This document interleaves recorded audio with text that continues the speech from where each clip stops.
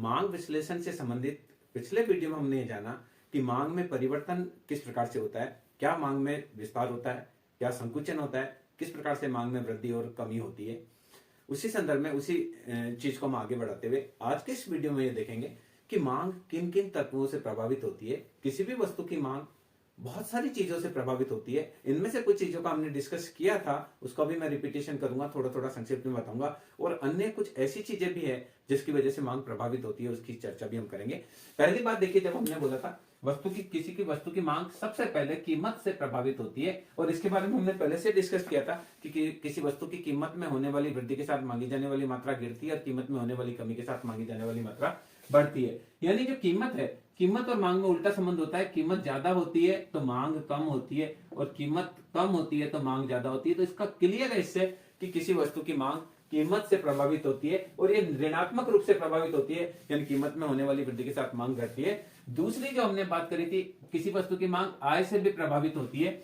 इस संदर्भ में हमने पहले भी मांग के प्रकार के बारे में बात की थी। तो हमने अपन ने डिस्कस किया था कि सामान्य वस्तु में आय मांग वक्र पॉजिटिव होता है, यानी सामान्य अगर वस्तु है तो आय बढ़ने के साथ मांग भी बढ़ेगी। पहले आय कम थी तो मांग भी कम थी, जब हमारी इनकम ज्यादा हो जाती है तो मांग भी ज्यादा हो जाती है। पर अगर घटिया वस्तु है तो हमारी इनकम कम होने पर मजबूरी में हम घटिया वस्तु को खरीदते हैं ज्यादा, पर इनकम बढ़ जाती है तो हम ब्रांडेड कम वस्तु ज्यादा लेते हैं, अनब्रांडेड कम लेते हैं।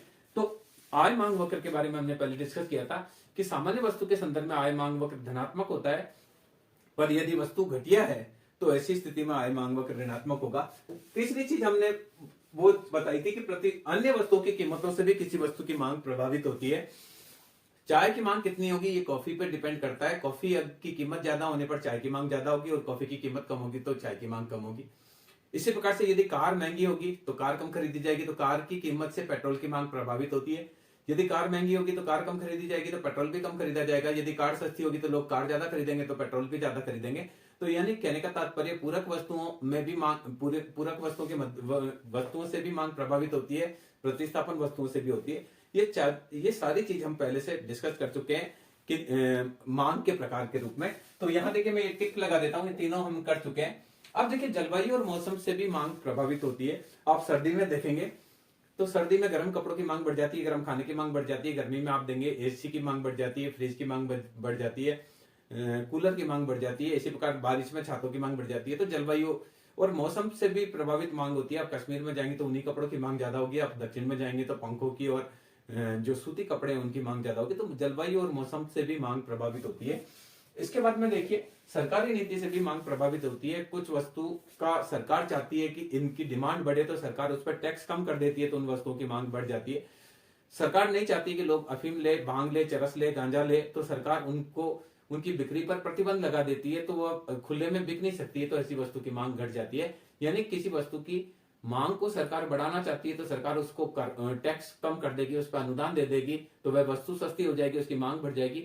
यदि किसी वस्तु को सरकार उपभोग कम करना चाहती है, तो जैसे सिगरेट पर बराबर टैक्स लगाते रहे तो आज सिगरेट बहुत महंगी हो गई और इस वजह से लोग सिगरेट बहुत कम पीने लगे हैं। तो सरकारी नीति से भी किसी वस्तु की मांग प्रभावित होती है। इसके अलावा किसी वस्तु की मांग विज्ञापन से भी प्रभावित होती है। वह प्राय देखा जाता है कि कंपनियां अपने प्रोडक्ट का भारी मात्रा में विज्ञापन करती है, और जैसे जैसे वह विज्ञापन करती है वस्तुओं की डिमांड बढ़ती चली जाती है।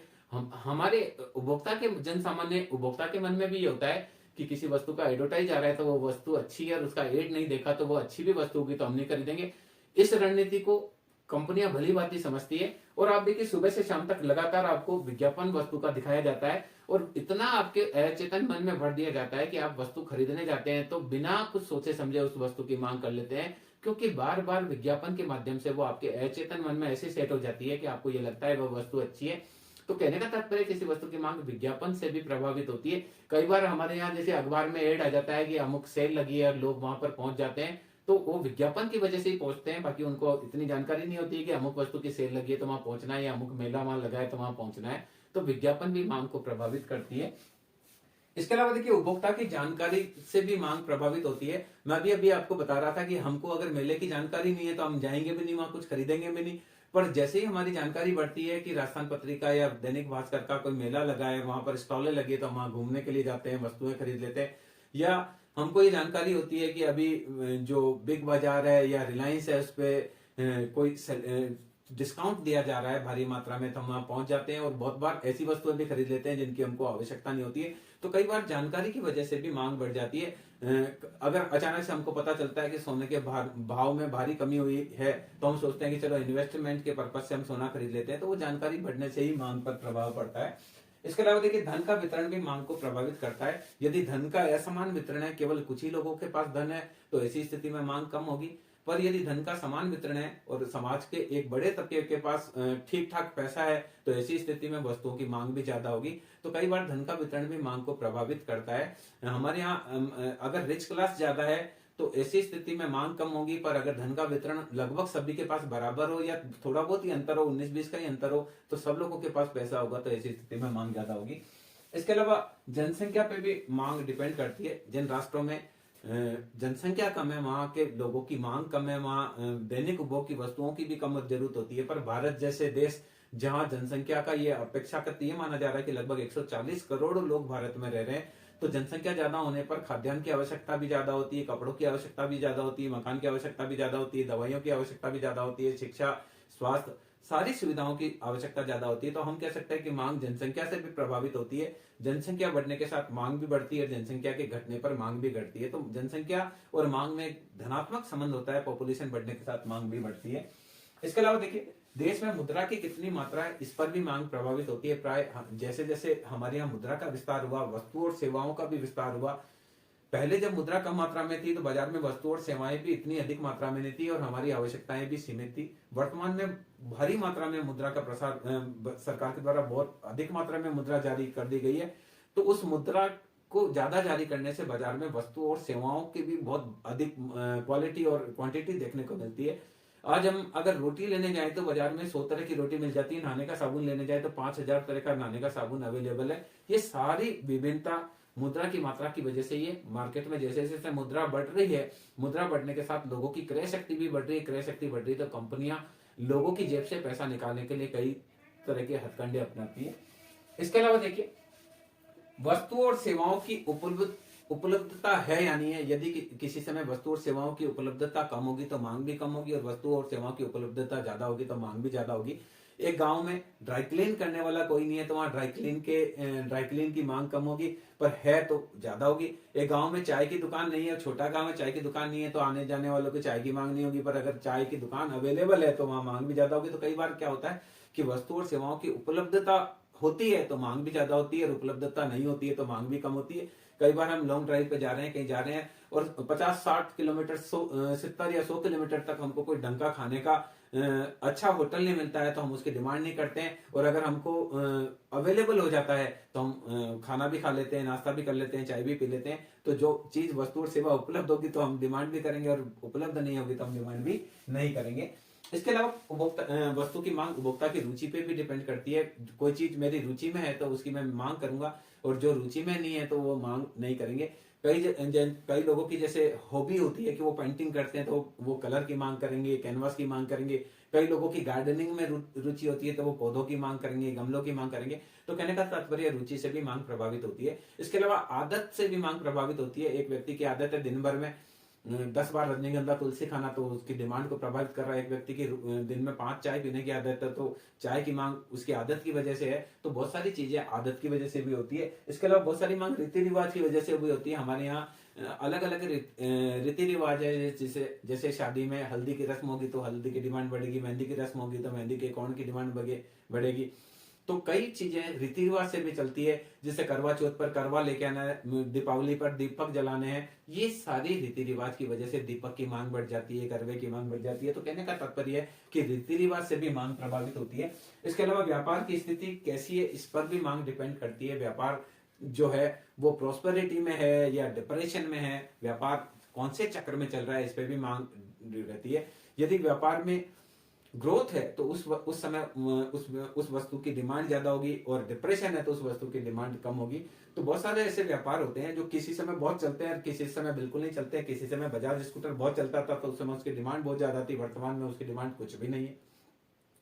इसी प्रकार से पहले एम्बेसडर कार की बहुत डिमांड थी, वर्तमान में एम्बेसडर का प्रोडक्शन ही बंद हो गया। तो कहने का तात्पर्य यह है कि व्यापार जो है उसकी स्थिति क्या है, उस पर भी मांग निर्भर करती है। अगर वह समृद्धि की स्थिति में होता है तो उस वस्तु की मांग ज्यादा होती है, और व्यापार अगर अवस्थान की स्थिति में होता है, डिप्रेशन की स्थिति में होता है, तो मांग कम होती है। इसके अलावा विदेशी व्यापार पर भी मांग डिपेंड करती है। अगर खुला विदेशी व्यापार होता है भारत में, अगर खुला विदेशी व्यापार हो, किसी वस्तु की मांग पर विदेशी व्यापार की स्थिति का भी प्रभाव पड़ता है। यदि सरकार स्वतंत्र रूप से विदेशी व्यापार करने देती है तो बहुत सारे देशों का प्रोडक्ट हमारे यहाँ आएगा और उसकी डिमांड ज्यादा होगी। पर यदि सरकार आयात पर प्रतिबंध लगाती है अथवा आयात पर भारी मात्रा में करारोपण करती है तो विदेशी वस्तुएं महंगी हो जाएगी, तो मांग कम होगी। वर्तमान में देखें तो चाइना का बहुत सारा सामान इंडिया में आता है और बहुत सस्ता मिलता है, और इंडिया के बहुत सारे जो उद्योग है वो चाइना के उस सस्ते माल की वजह से बंद हो गए। जैसे हमारा पूरा खिलौना उद्योग खत्म हो गया, इलेक्ट्रॉनिक उद्योग लगभग खत्म होने के कगार पर है। तो किसी भी वस्तु की मांग विदेशी व्यापार की स्थिति पर भी डिपेंड करती है। यदि विदेशों से भारी मात्रा में वस्तुएं अवेलेबल होती है, आती है, तो हमारी उसकी डिमांड होगी, और सरकार के द्वारा प्रतिबंध लगाया हुआ है तो ऐसी स्थिति में डिमांड नहीं होगी। बचपन में सरकार, हमने देखा हम छोटे थे तब सरकार के द्वारा क्लोज मॉडल अपनाया हुआ था 1991 से पहले। हमारे यहाँ विदेशी कंपनियां नहीं थी, तो उस समय हम ऐसे पेप्सी, कोका कोला ऐसी वस्तुओं की डिमांड नहीं करते थे, क्योंकि विदेशी कंपनियां ही नहीं थी, उनका प्रोडक्ट ही नहीं थे, तो कोल्ड ड्रिंक्स वगैरह मिलता ही नहीं था। तो अगर कोल्ड ड्रिंक के रूप में आपको पीना होता था तो आपको नींबू पानी पीना होता था, पुदीने का पानी पीना होता था, जीरा जलजीरा पीना होता था। पर वर्तमान में क्या है, विदेशी व्यापार बहुत अधिक मात्रा में है, बहुत सारी प्रोडक्ट हमारे यहाँ आते हैं तो उनकी डिमांड भी बहुत अधिक है। इसके अलावा देश में आंतरिक स्थिरता की स्थिति क्या है, इस पर भी मांग डिपेंड करती है। यदि देश में आंतरिक शांति है, किसी भी प्रकार का कोई प्रॉब्लम नहीं है, तो डिमांड कम होगी। पर कई बार सरकार, अगर आंतरिक शांति की स्थिति नहीं है, मान लो महामारी है, कोरोना की वजह से यूं लग रहा है कि लॉकडाउन लग जाएगा, तो लोग बहुत सारी सब्जियों का स्टॉक कर लेंगे, अनाज का स्टॉक कर लेंगे, दाल चावल का स्टॉक कर लेंगे, घी तेल का स्टॉक कर लेंगे, डिमांड ज्यादा होगी। इसी प्रकार से मान लो यूं लग रहा है कि किसी दूसरे देश के साथ युद्ध होने वाला है, या ट्रक ड्राइवर्स की हड़ताल है, तो कल को वस्तुएं मिलेगी कि नहीं मिलेगी। तो ऐसी आंतरिक अशांति की स्थिति होती है तो वस्तु की डिमांड ज्यादा होती है, लोगों को आवश्यकता नहीं होती तो भी उसका स्टॉक कर लेते हैं, उनको लगता है कि कल को मिलेगा कि नहीं मिलेगा।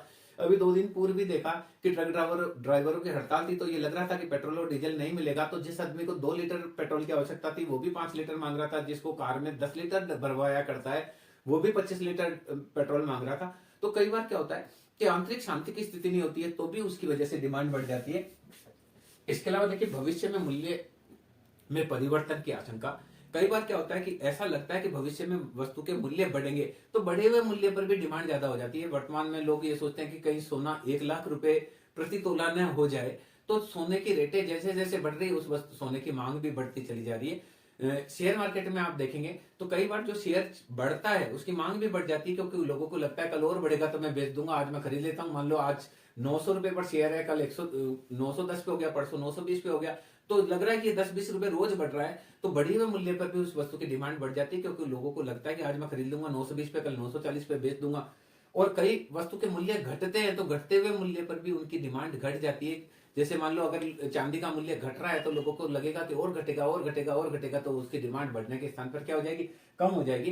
तो डिमांड भविष्य में वस्तु का क्या मूल्य होने वाला है उस पर भी डिपेंड करती है। अगर भविष्य में मूल्य के बढ़ने की आशंका होती है तो बढ़े हुए मूल्य पर भी मांग बढ़ जाती है, और भविष्य में मूल्य के घटने की आशंका होती है तो घटे हुए मूल्य पर भी मांग और कम हो जाती है।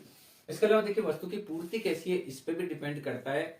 कोई बहुत सारी वस्तु ऐसी है जिनकी पूर्ति संभव ही नहीं है कि बढ़ाई जा सके, जैसे पुरानी एंटिक वस्तु है उनकी पूर्ति बढ़ाना संभव नहीं है, तो ऐसी स्थिति में उनकी मांग नहीं होती है। पर जिन वस्तु की पूर्ति हो सकती है उनकी डिमांड होती है।